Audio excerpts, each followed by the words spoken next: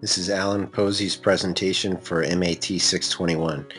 It's entitled Cultural, Religious, and Linguistic Factors Affecting Education in the Countries of New Zealand, Singapore, and Canada. This project looks at the cultural, linguistic, and religious factors in education and focuses on the countries of New Zealand, Singapore, and Canada.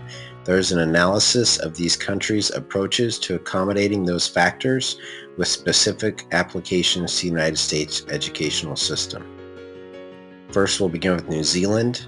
If you look at the ethnicities in New Zealand, 3/4 of it are of European descent, and the Maori, the native Polynesian tribe of New Zealand, is about 15 to 16%, with Asian being the next biggest part of the population at 12%. Again, the Maori are the native people of the island country of New Zealand. If you look at the cultural factors affecting New Zealand, the Kurokapa Maori are schools that teach in Maori, and the education is based on Maori culture and values. They are owned and funded by the state, and they teach the national curriculum for Maori medium schools. Many of the schools are composite schools. They have both primary and secondary departments. So they teach kindergarten through 12th grade. And they teach in the Maori language, the native tongue of the Polynesian tribe, Maori. The linguistic factors affecting New Zealand are that New Zealand has 3 official languages. They have English, the Maori language, and New Zealand Sign Language.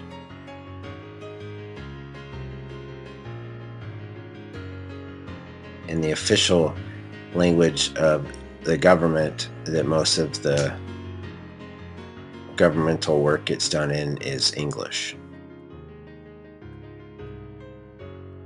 The religions of New Zealand include almost half are Christian, mostly Roman Catholic from when the Europeans colonized the island of New Zealand, with less than 3% of the rest being Hindu, Buddhist, Maori Christian, or Islam.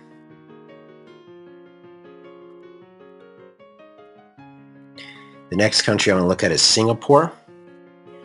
Singapore uses the saying unity and diversity.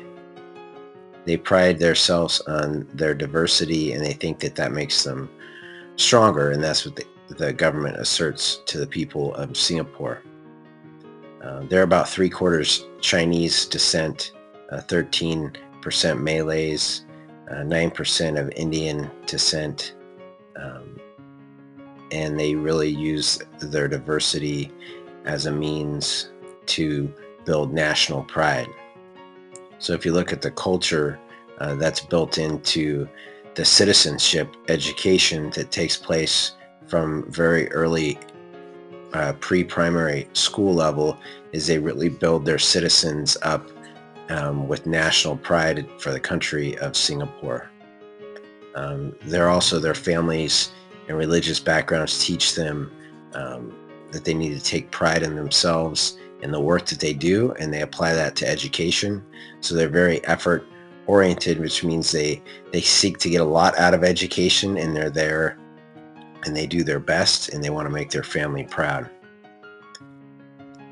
So if you look at Singapore, if you look at their languages, the official languages are Mandarin, English, Malay, and Tamil, with the majority of the schools teaching in English, because they use that as a business language, as Singapore is a force in the world business markets. In public schools, all religions are embraced in a practice of unity for diversity. And if you look at the breakdown of the religions in Singapore, Buddhist is the largest, 34%, but there's 5 to 6 other religions that are about equally represented if you look at them as a percentage of the overall population.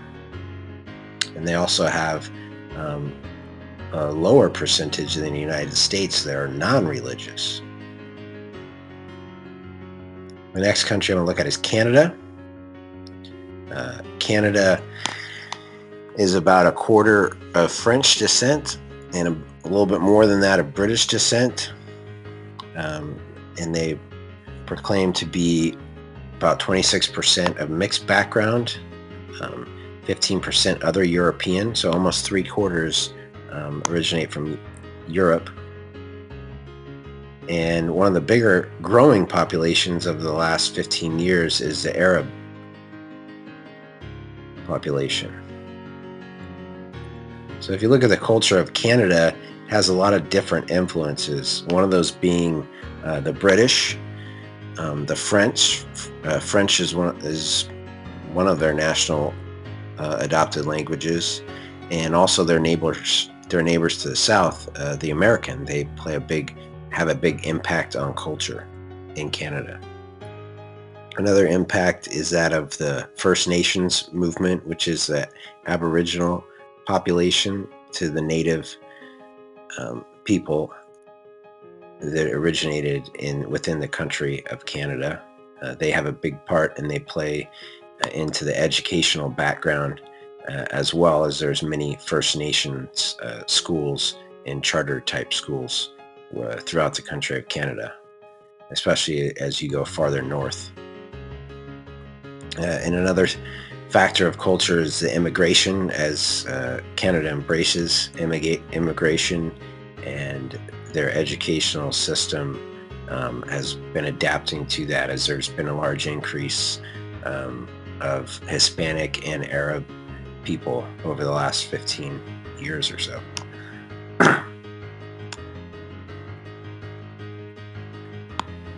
If you look at the language part of Canada, educationally, the official language is English and French, and that was established by the government in 1972.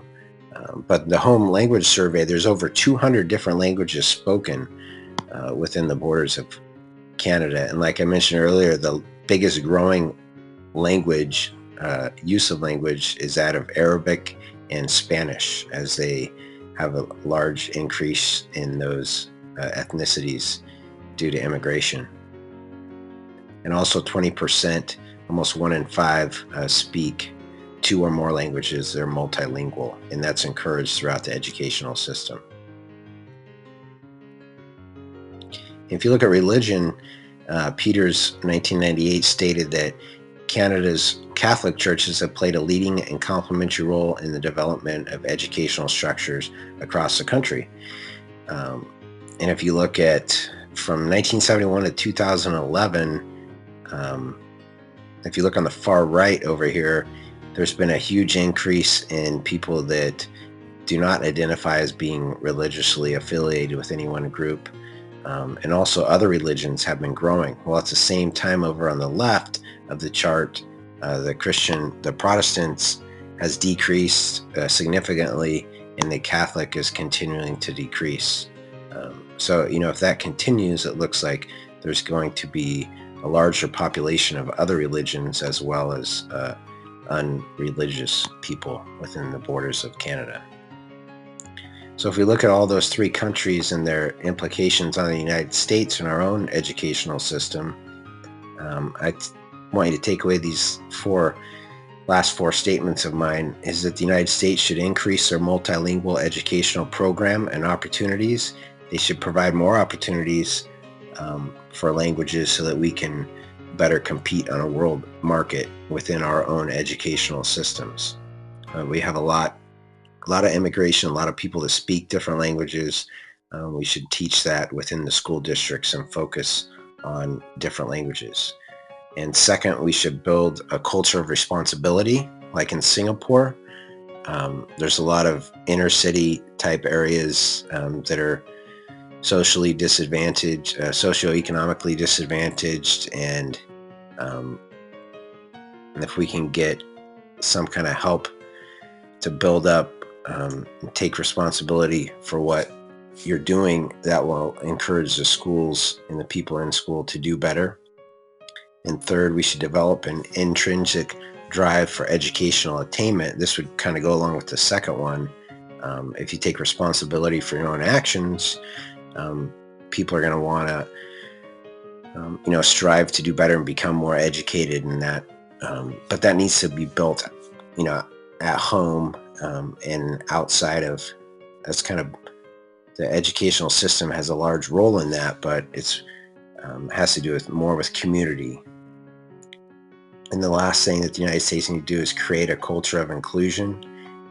We saw in New Zealand that the Maori tribes, there's been a huge push in there. There's a lot more educational opportunities for them. And as our continent of the United States gets more diverse, we should encourage everyone to be involved and to succeed. And these are my references. Thank you.